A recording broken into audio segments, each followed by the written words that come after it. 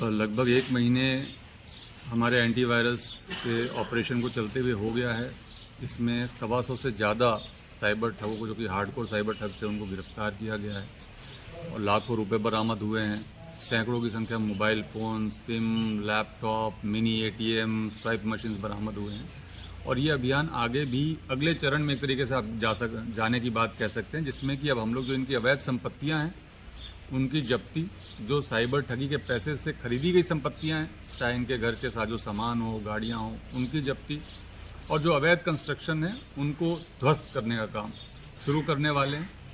उसके पहले हम लोगों ने आज जो मौजूद लोग थे, प्रमुख सरपंच थे, प्रधान थे, जो इनके धार्मिक धर्मगुरु थे, मौलाना थे, उनको बुला करके मैंने SP साहब ने और पूरे हमारे यहाँ मेवात डीग जिले की जो टीम थी पुलिस अधिकारियों की, हमने एक पंचायत इनकी बुलाई थी, जिसमें कि इनको हमने ये स्पष्ट तौर पे समझा दिया कि अपराध करना, अपराध छुपाना, अपराधियों का साथ देना, ये पुलिस किसी भी तरीके से बर्दाश्त नहीं करेगी।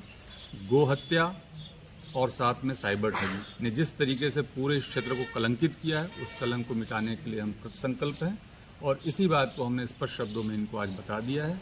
अगर इनका सहयोग हमें मिलता है तो ये कार्रवाई जो हमारी है वो और अच्छे तरीके से रिजल्ट देगी।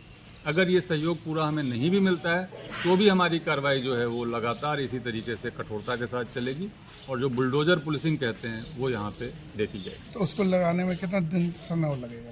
ये तो कार्रवाई चल रही है, कोई समय नहीं लगेगा। आपको जो ये कंटिन्यूएंस है, तो जो कार्रवाई चल रही है कंटिन्यू चल रही है।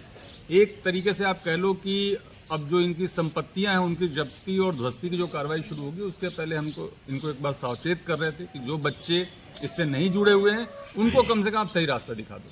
सर, ऐसे लोग चिन्हित भी किए हैं क्या जिन्होंने बहुत प्रॉपर्टी इकट्ठी कर ली है साइबर ठगी से? सभी थानों में हम लोगों ने इनकी पूरी एक डायरेक्टरी बनाई है। बीट कांस्टेबल से सर्वे करा के साइबर ठगों की पूरी डायरेक्टरी बनाई है, गो तस्करों और गो हत्या करने वालों की डायरेक्टरी बनाई है और सारे अब नजर में हैं। जिस तरीके से हम टॉप 10 अपराधी चुनते थे, उस तरीके से टॉप 10 साइबर ठग और टॉप 10 गो हत्या करने वालों का चयन इस क्षेत्र में किया गया है। SP साहब प्रतिदिन उसको मॉनिटर करते हैं, हर दिन की टास्किंग करते हैं, मॉनिटर करते हैं, उसका फॉलोअप लेते हैं।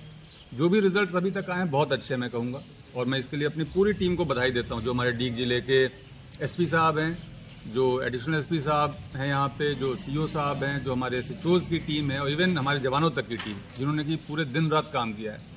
मुझे SP साहब बता रहे थे कि ये लोग न दिन में सो पा रहे हैं न रात में सो पा रहे हैं। दिन में, रात में तो कार्रवाई करते हैं, दबिशें देते हैं, उठाते हैं और अगले दिन में उनकी तफ्तीश करने में लग जाते हैं। तो इस तरह की जो मेहनत हमारी टीम कर रही है, इसको मैं बहुत बधाई देता हूँ और इसका हमारा जो उद्देश्य है कि इन साइबर ठगों को, गो हत्या करने वालों को, अपराधियों को हम पूरी तरीके से जड़ से समाप्त करें, उस उद्देश्य के पूरा होने तक हम रुकेंगे नहीं। क्या इस अभियान में राजस्व विभाग को भी जोड़ा गया है? बिल्कुल, राजस्व विभाग की हमें मदद मिलेगी। जिला कलेक्टर मैडम भी बहुत ज़्यादा सहयोग करती हैं, पॉजिटिव है।